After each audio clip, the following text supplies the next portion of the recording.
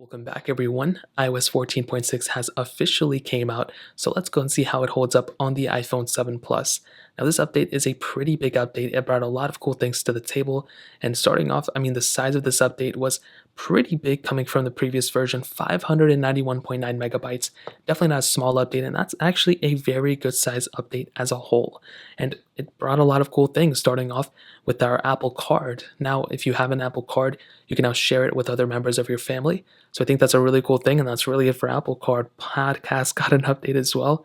And AirTags, for the devices that support AirTags, you can now actually go ahead and see who owned that AirTag via their phone number partially. So before it didn't give you any information of that AirTag owner. So if you found a random AirTag, you can actually see a blurred out version of their phone number, so a little bit of is masked. So if you know somebody who had that phone number, you can go and contact them. Or if you had a hunch of somebody who owned that, then you can kind of get it from there too.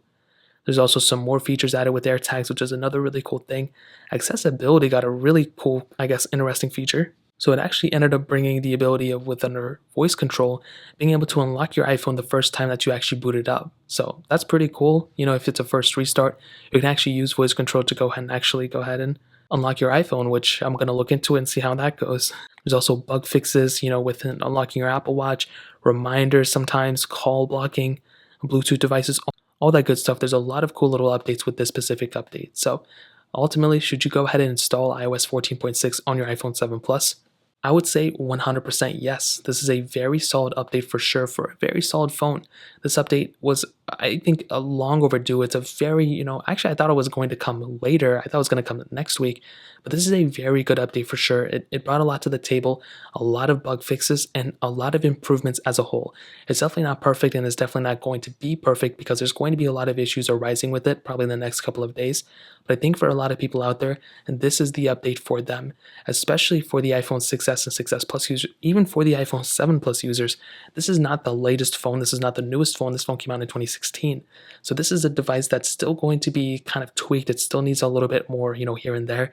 And from what I've seen, even with my iPhone 7s, it seems pretty stable. It seems about the same stability as 14.5.1. So I think that's a really good thing. It may be a little bit slower here and there, but I think for a lot of people out there, this is a very solid update, and this device is still getting updates, so you might as well take advantage of it. The only reason I would recommend not updating is if you want to jailbreak your iPhone, then I would recommend staying on a lower version.